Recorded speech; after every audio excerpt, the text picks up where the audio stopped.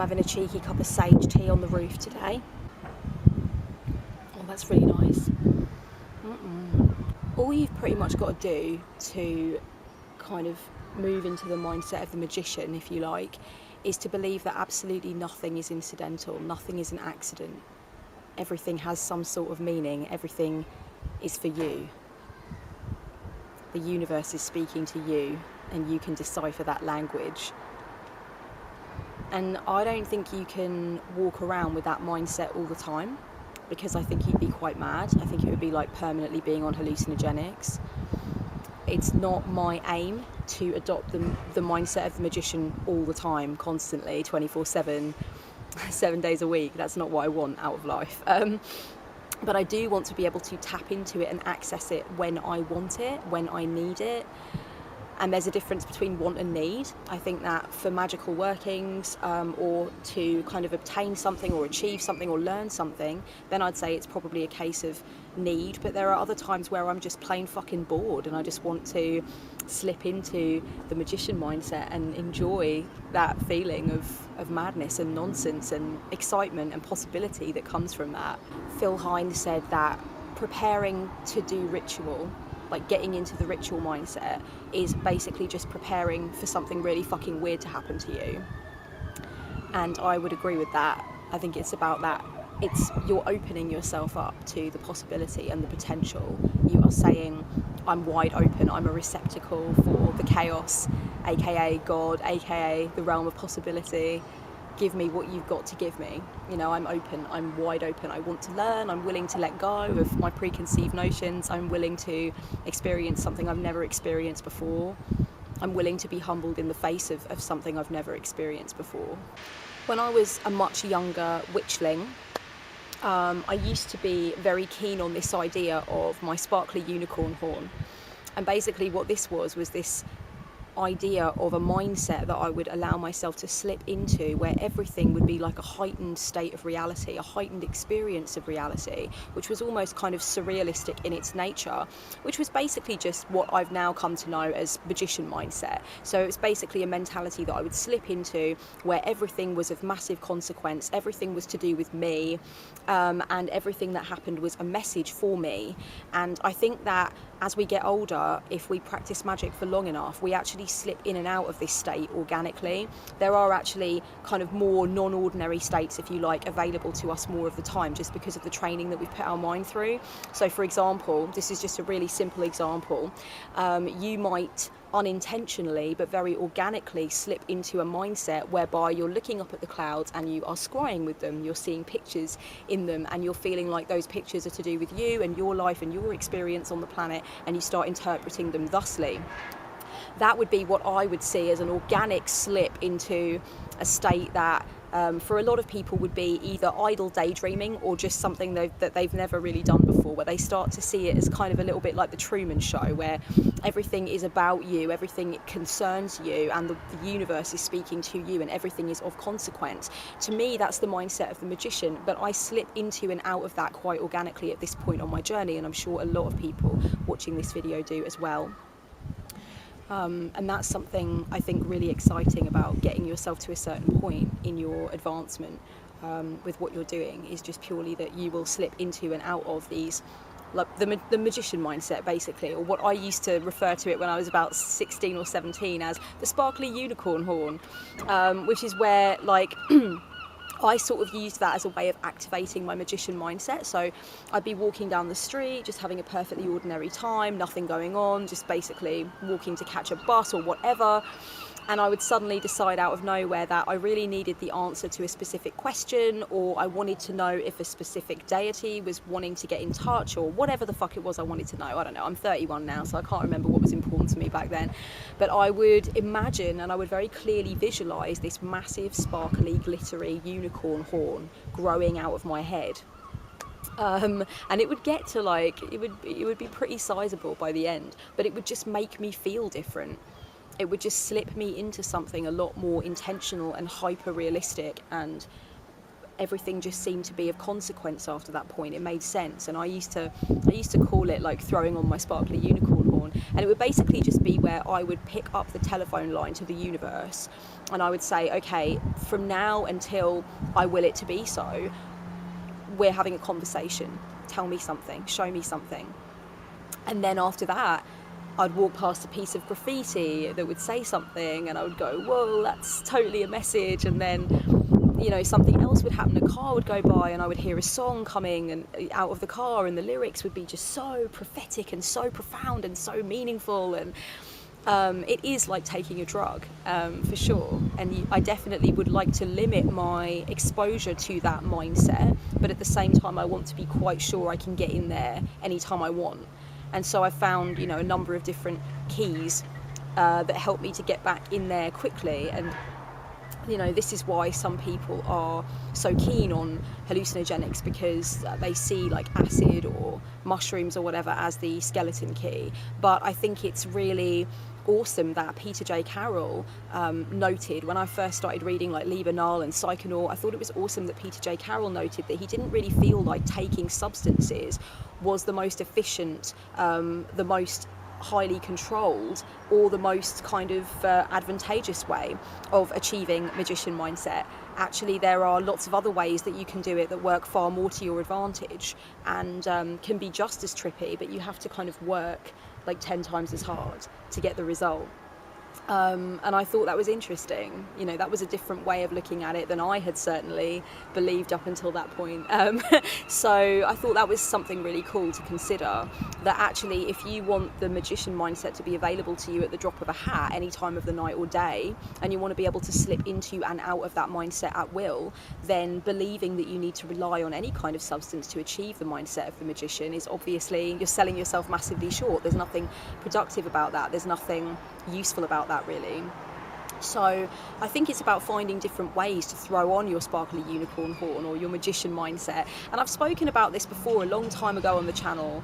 I said that I wouldn't want to be in the ritual mindset permanently, because it would be like being high or mad. You know, I definitely can't live my life that way. I definitely can't operate that way in consensus reality. And I remember somebody saying something like, in the comments, saying something like, oh, well, that's really sad for you. I live that way all the time.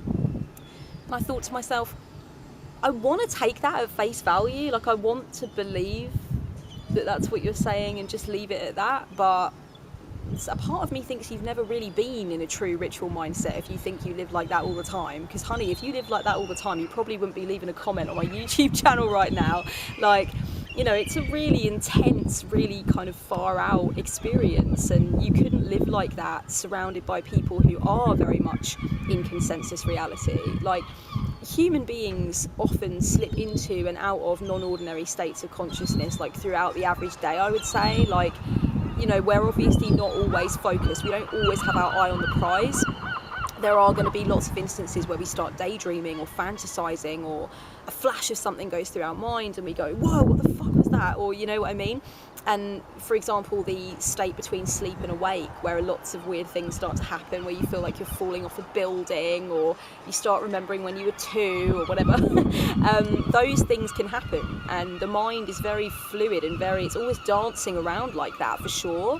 But essentially we are always coming back to a point of understanding that we are in a consensus reality and we're operating thusly, and the group dynamics will occur as such. We're coming back to a place of being able to commune with other people to the greatest extent that we can, whereas with the ritual mindset, or with the mindset of the magician, where nothing is incidental and it is that Truman Show vibe, and it is about picking up the phone to the whole cosmos and hearing the turning cogs of the great machine and having that dialogue. I mean, you can't do that and, you know, sit at a family dinner, can you? You can't do that and engage in ordinary conversations about boring things like money or health or boring. I'm such a loser. You know, I love that mundane shit, don't get me wrong, but now we're talking about magician-y stuff. Everything else is just dull. What I'm trying to say is that you can experience flashes of that state, like anybody can experience flashes of that state, whether they've had any magical training or not, whether they've put themselves through their paces or not. But I can't live there all the time, because at least when it comes on for me and when I'm in the thick of the magician mindset, it is not to be played with. I am not fucking playing. I came to slay, bitch. Like, it's really, really intense and profound, as it should be. I feel like I shouldn't be able to be in the ritual mindset and still be able to like write a shopping list. I don't think that the ritual mindset is really 100% proof if you can still go about your daily business and just, you know, act like nothing's really happening. I feel like it is going to that next plateau, it is going to that state that is non-ordinary 100% and that you're committed to in that moment.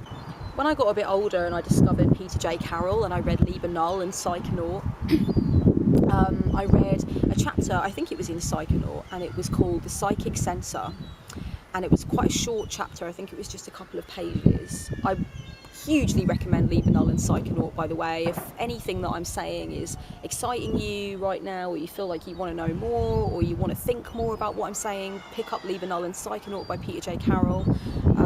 They're two books, but you know, they've been rolled into one book, which is great. You can pay one price and read both books, which is cool.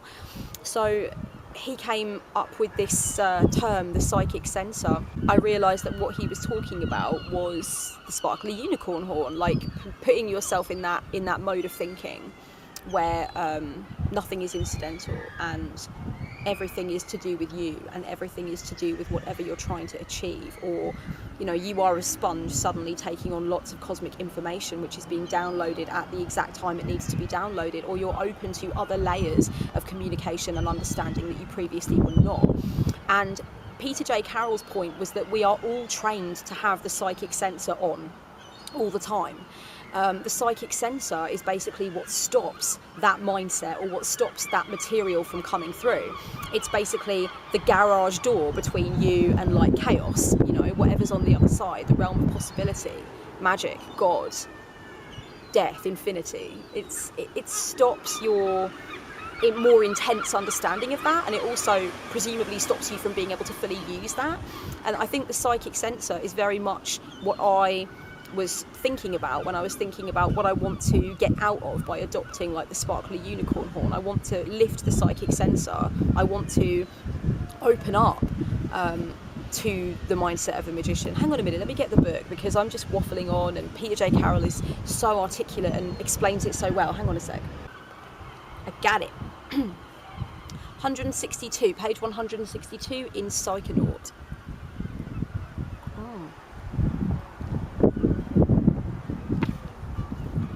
The physical part of ourselves is very touchy about chaos and magic.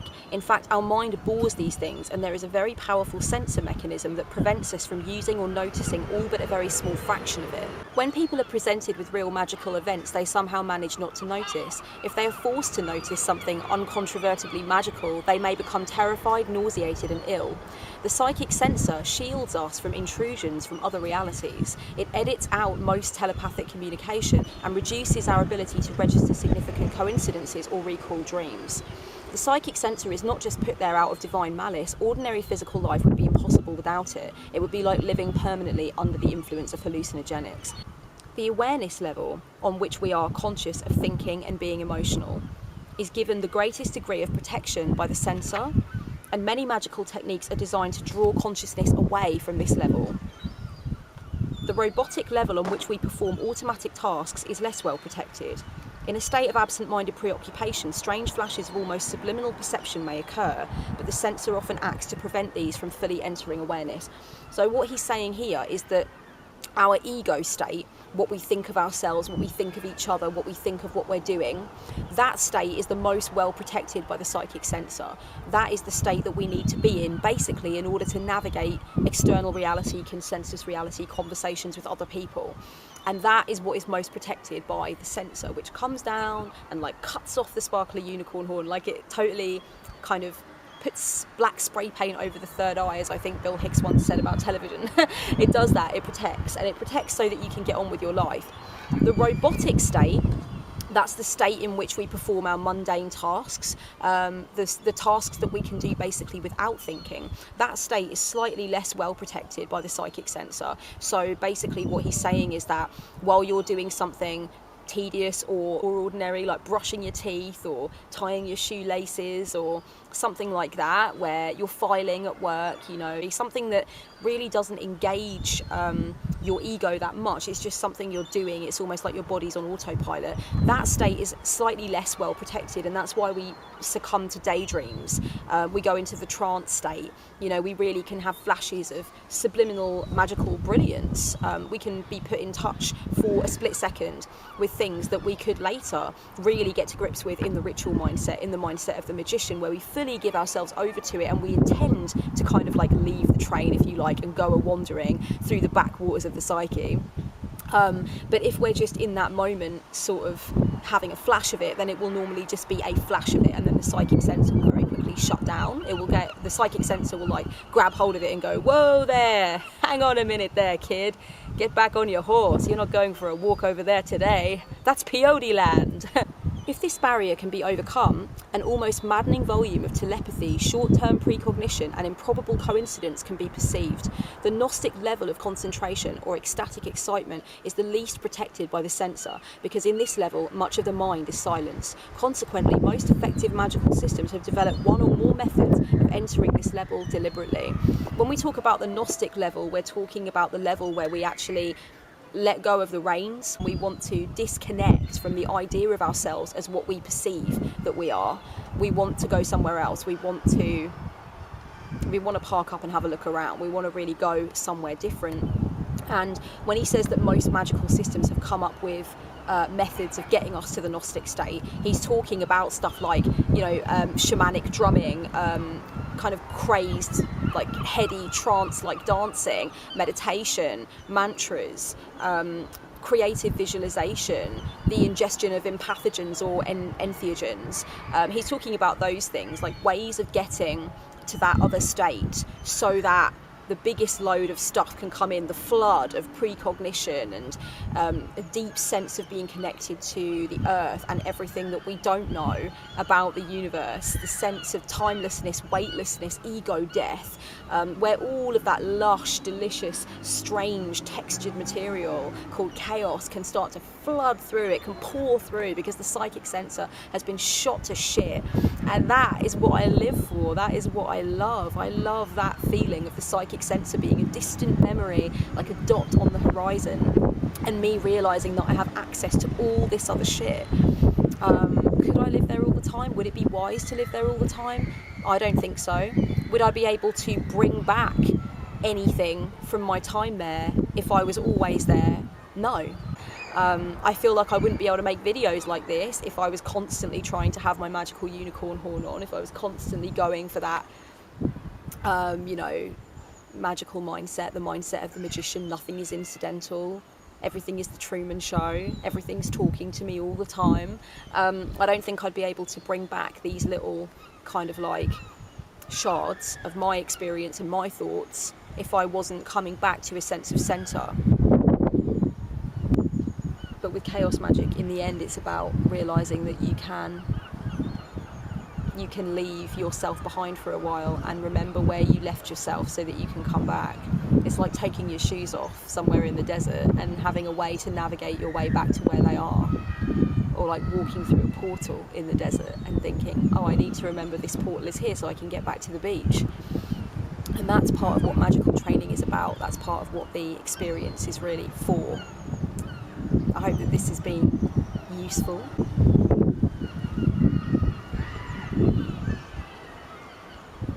Well, it's getting pretty loud now. People are waking up here and the wind is picking up, so I'm going to go inside and finish off my sage tea. So much love, magical unicorn people. Blessed be.